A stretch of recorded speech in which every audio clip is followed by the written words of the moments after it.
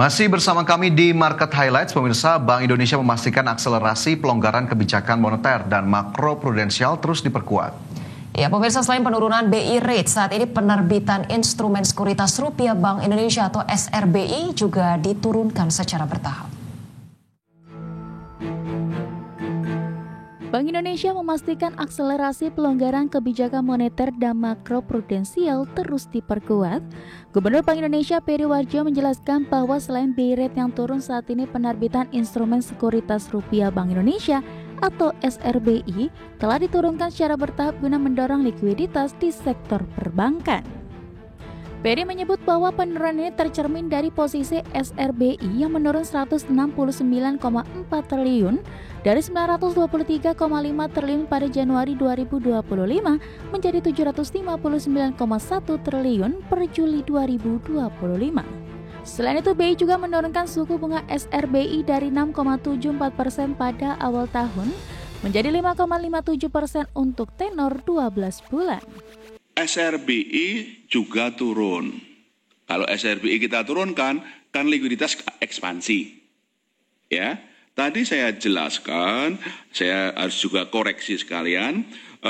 SRBI awal Januari 923,5 triliun, 92,3,5 triliun, sekarang 754,1 triliun. Artinya sudah turun berapa?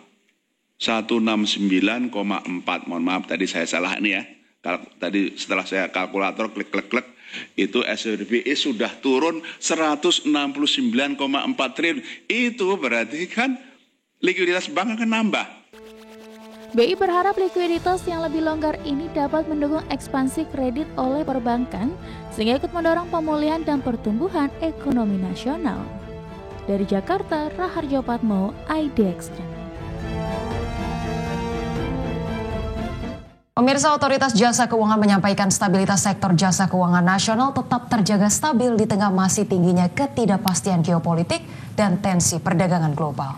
Ketua Dewan Komisioner OJK Mahendra Siregar mengungkapkan ketahanan perbankan terjaga kuat tercermin dari tingkat permodalan atau capital adequacy ratio pada Juni 2025 yang berada di level tinggi sebesar 25,79%. Selain itu, likuiditas perbankan pada Juni 2025 tetap memadai dengan rasio alat likuid tercatat sebesar 118,78%, jauh di atas threshold sebesar 50%. Di sisi lain, DPK perbankan tercatat tumbuh sebesar 6,96% menjadi 9.329 triliun rupiah.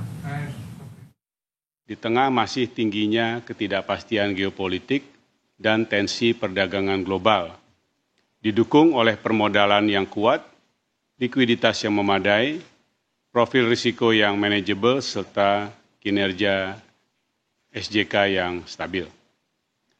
Kinerja intermediasi perbankan stabil dengan profil risiko yang terjaga.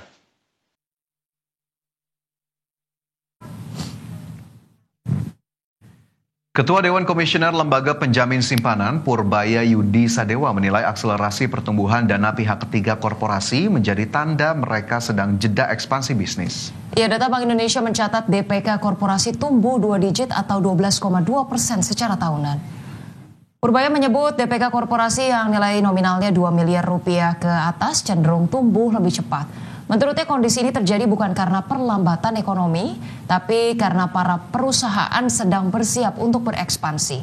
Purbaya menguraikan total DPK tumbuh 6,87%. Purbaya menilai pertumbuhan DPK yang rebound di bulan Juni menunjukkan bahwa para nasabah sudah kembali menyimpan tabungannya di bank usai periode libur Lebaran. Ini mungkin begini, kalau saya lihat ya, ini kan baru Lebaran kemarin. Jadi mereka masih tarik napas dulu sebelum ekspansi lagi. Jadi ini mereka sedang tarik napas, saya pikir bukan pertanda ekonomi melambat. Mereka sedang siap-siap untuk ekspansi tapi sedang menentukan atau strategi yang pas untuk melihat seperti apa ke depannya. Dan ada ketidakpastian juga mungkin membuat mereka sedikit agak ragu. Tapi kalau saya lihat ini hanya sementara. Ini hanya tarik nafas. Pemirsa, Kementerian Perindustrian tengah menyusun aturan baru soal tingkat komponen dalam negeri atau TKDN. Regulasi ini sebagai langkah pemerintah melakukan reformasi TKDN, khususnya merespon kesepakatan tarif antara Indonesia dan Amerika Serikat. Kementerian Perindustrian akan melakukan reformasi terhadap aturan tingkat komponen dalam negeri atau TKDN guna melindungi industri dalam negeri dari serbuan produk impor.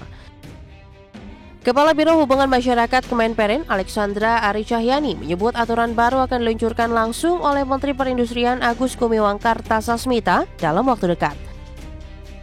Alexandra juga memastikan hasil reformasi TKDN tidak hanya berlaku untuk Amerika Serikat, meski sebelumnya dalam kesepakatan, Amerika Serikat meminta Indonesia menghapus hambatan non-tarif ekspor, menyusul kesepakatan dagang yang memangkas tarif impor menjadi 19%.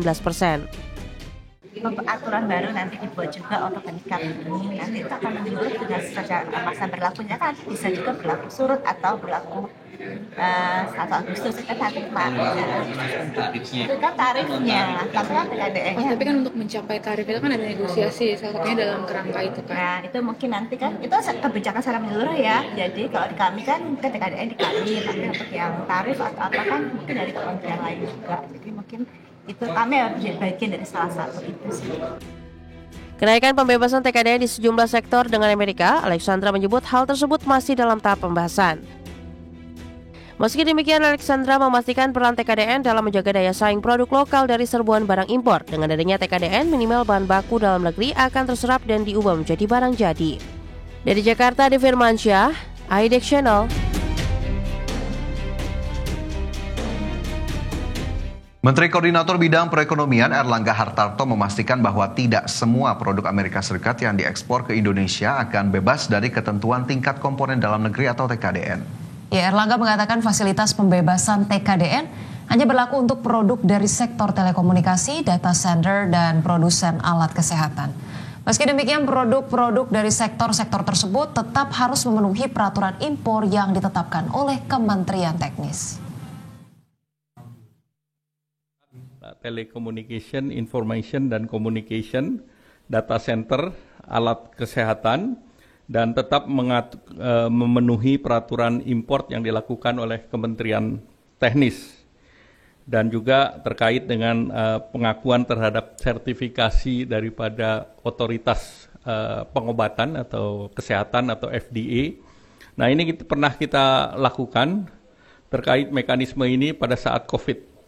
Kita bisa menerima vaksin yang dikeluarkan oleh negara lain, negara barat seperti mulai dari AstraZeneca sampai Pfizer berbasis kepada FDA masing-masing yang langsung dengan protokol WHO, BPOM bisa menerima dan distribusikan kepada masyarakat.